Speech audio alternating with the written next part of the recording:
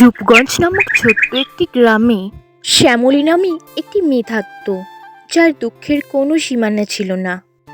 ছোটবেলায় শ্যামলীর মা বাবা মারা যাওয়ার পর সে তার মামা মামির কাছে থাকত। একদিন শ্যামলী যখন রান্নাঘরে রান্না করছিল, তখন তার মামি তার কাছে আসে। কি রে মহারানী, একটা ছোট্ট খাবার রান্না করতে এতক্ষণ সময় লাগে তোর? তোর মামাটাকেও বলি হারি, একটা বদ্ধ হাঁদা লোক। কে বলেছিল ওনাকে মহান হয়ে তোর দায়িত্ব নিতে? আমাদের ঘরে বসে ব্যস্ত গান্ডে পিণ্ডে গিলছিস, ভালো মতো কাজও করতে পারিস না। মামির এসব কথা শুনে শ্যামলী খুবই কষ্ট পাচ্ছিল। মা, তুমি দিদিকে বকছো কেন? তুমি সবসময় শ্যামকে কথা শোনাতে থাকো। ও তো বাড়ির সব কাজ করে, তাও কেন তুমি ওর সাথে এমন করো মা? তোমার জন্য তো ও বেচারি পড়াশোনাটাও করতে পারলো না, এখন তুমি কাজের জন্য ওকে সবসময় খোটা দাও। তোমার যদি ওর কাজ পছন্দ না হয়, তবে তুমি নিজে গিয়ে করে নাও না মা। ও মা, দেখ দেখ দেখ, ঘরের শত্রু বিভীষণ এখন আমার নিজের পেটের মেয়ে আমাকে কথা শোনাতে এসেছে। বলি কি, তুই এখন জ্ঞান দিবি আমাকে কোনটা আমি ঠিক করছি আর কোনটা ভুল? তুই নিজের চরকার তেল দে, তুই ভালো করে পড়াশোনা কর, শ্যামলীর কথা তোকে ভাবতে হবে না। রূপা, তুই মায়ের মুখের ওপর কথা বলিস না রে বোন। মামি তো আমার মায়ের মতো, মামি আমাকে বকতেই পারে ভুল করলে। তুই অমন বলিস না রূপা। এতক্ষণ স্কুলে পড়ে তুই ক্লান্ত হয়ে গেছিস রে বোন। যা, তুই হাত মুখ ধুয়ে বস, আমি তোর জন্য গরম গরম ফুলকো ফুলকো রুটি করে নিয়ে যাচ্ছি। মামি, ও মামি, বলছি কি, আজকে যন্ত্রণার পাত্রী দেখা। আমাকে ও যেতে বলেছে ওর বাড়ি। আমি সমস্ত কাজ করে দিয়েছি মামি, খাবার দাবারও করে দিয়েছি। তাহলে এবার আমি যন্ত্রণার বাড়িতে যাই মামি, কিছুক্ষণ পরেই চলে আসব। না, একদমই না, কোথাও যেতে হবে না। যন্ত্রণার বিয়ে তো তোর কি? তুই ওদের বাড়িতে ধর্ণা দিতে যাবি কেন? সব বুঝি আমি, এসব তোর কাজে ফাঁকি দেওয়ার ধান্দা। যা এখান থেকে, রান্নাঘরে বাসনগুলো পড়ে আছে, ধুবি যা। মামির এরকম কথা শুনে শ্যামলী সেখান থেকে চলে যায়। এরপর শ্যামলী একে একে ঘরের সমস্ত কাজ করতে থাকে। পুকুর থেকে জল আনা, ঘর ঝাড় দেওয়া। দিদি, আমার বান্ধবীর বাড়িতে আজ নেমন্ত্রণ আছে, এসব কাজ বাজ রেখে তুই একটা ভালো শাড়ি পরে তৈরি হয়ে যা তো। তুই তো বাড়ির বাইরে থেকে কোথাও বেরোতে চাস না, আজকে অন্তত আমাকে না বলিস না তুই। যা, জলদি করে তৈরি হয়ে যা। তুই যা না বোন, আনন্দ কর। আমি না গেলেই কি? আমাকে বোন ঘরের অনেক কাজ করতে হবে, আমি গেলে মামি বকবে আমাকে। তার থেকে ভালো হয় তুই একাই যা বোন, তোর বান্ধবীদের সাথে আনন্দ কর। আরে তুই ভয় পাচ্ছিস কেন? দাঁড়া, আমি মায়ের কাছে অনুমতি নিয়ে আসছি। আমি মাকে ডাকছি, আমি বললে মা ঠিকই রাজি হয়ে যাবে। মা, এদিকে এসো তো একবার। কি হয়েছেটা কি রূপা? বল, কি বলবি? আজকে চন্দ্রিমার বাড়িতে নেমন্ত্রণ আছে জন্মদিনের, তাহলে শ্যামলীও আমার সাথে খেতে যাবে।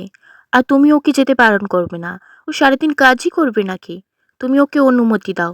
ঠিক আছে ঠিক আছে, গেলে যাক না। তবে আমি আবার রান্না করতে পারবো না, আমার জন্য ভাত তরকারি রান্না করে দিয়ে যা। আমার কাজ হলেই হলো, তারপর তুই যেখান খুশি যা, জাহান্নামে যা, আমার কি। কই গো রূপার মা, বাড়িতে আছো নাকি? বাইরে আসো তো দেখি। ও ছোট্ট তুই, এখানে বাইরে না দাঁড়িয়ে থেকে চল, ভেতরে চল। আর তুই আসলে আমাকে ডাকতে হবে নাকি, সোজা ঘরের ভেতরে গেলেই তো হয়। বলছিলাম কি দিদি, তোমার ওই ননদের মেয়ে আছে না, শ্যামলী, ওর বিয়ে দেবে গো। আমার কাছে ভালো পাত্রীর সন্ধান আছে, উনি আমাকে বলেছেন যদি ভালো পাত্রী খুঁজে দিতে পারেন তবে আমাকে টাকা দেবেন। আর তাছাড়া ওনার ছেলেটা নাকি একটু অসুস্থ, আর কোনো অসুবিধা নেই, উনি তোমার ঘরেও টাকা দিতে রাজি গো দিদি, রাজি হয়ে যাও। তাছাড়া ওই শ্যামলীর গায়ের রং তো কালো, দেখতেও তেমন ভালো না। কিন্তু ওর বিয়ে দিলে আমার কি হবে রে? আমি তো ওকে দিয়ে সব কাজ করাই, ও সব কিছু কাজ করে। আজ তো তুমি একটু হাতে হাতে করে নিতেই পারো দিদি, তেমনি যে মোটা অঙ্কের টাকা পাবে। আর তাছাড়া আমার এইটুকুই বলার ছিল। আমি আরো না হয় অন্য পাত্রী দেখে নেব। তো ভেবে দিদি আমাকে জানাও। তুমি আমার এত কাছের, তুমি আমার শুভাকাঙ্ক্ষী, তার জন্য তো তোমাকে আগে খবরটা দিলাম। সম্মতি থাকলে আমাকে জানিও খবরটা। এখন আমি তবে আসি দিদি, আমার অনেক কাজ আছে। না রে, আমি রাজি এই সম্বন্ধটি, তুই ওনাদেরকে বলে দিবি। আরও যদি আজকাল ভাবতে যাই হাতছাড়া হয়ে যাবে। এমনিতেও ওই দেখতে খারাপ কালো মেয়েকে বিয়েই বা কে করবে। আমি রাজি। বিয়ে তো শ্যামলী তুমি ঠিক করেই ফেলেছ, কিন্তু আমি বলি কি, অত বড় লোকের ছেলে, সে আমাদের গরিব ঘরের মেয়েকে কেনই বিয়ে করতে চাইবে? আমাদের শ্যামলী কি কম গুণী? ওর গুণের কদর গোটা গ্রামে ছড়িয়ে পড়েছে। সেই খবর পেয়ে ওনারা বিয়ে করতে চেয়েছেন। তাই আর অতিশত না ভেবে বিয়েটা দিয়েই ফেল। মেয়েটার ওপর তো কম অত্যাচার করোনো তুমি। বিয়ের পর মেয়েটা যদি একটু সুখে থাকে, তবে আমার থেকে শান্তি আর কে পাবে বলো? আমি রাজি বিয়ে। এরপর সকলের সম্মতিতে রাহুল আর শ্যামলীর বিবাহ সম্পন্ন হয়ে যায়।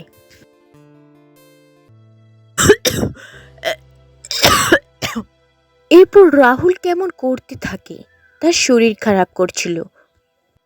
কি গো, কি হলো তোমার? শরীর খারাপ করছে নাকি? কি হয়েছে? চলো চলো, বিছানায় বসবে চলো। কি গো, কি হলো তোমার? আমি মাকে গিয়ে ডাকি, তুমি এখানে শো। কদিন বিয়ের জন্য খুবই ধকল গেছে তোমার উপর দিয়ে, ওই জন্য হয়তো তোমার শরীর খারাপ করছে। তুমি এখানে দাঁড়াও, আমি এক্ষুনি আসছি। না না শ্যামলী, তুমি তো জানো আমার অসুস্থতার কথা। সেটাই হয়েছে। ওই আলমারির পাশের টেবিলে আমার ওষুধ আছে, একটু এনে দাও না শ্যামলী।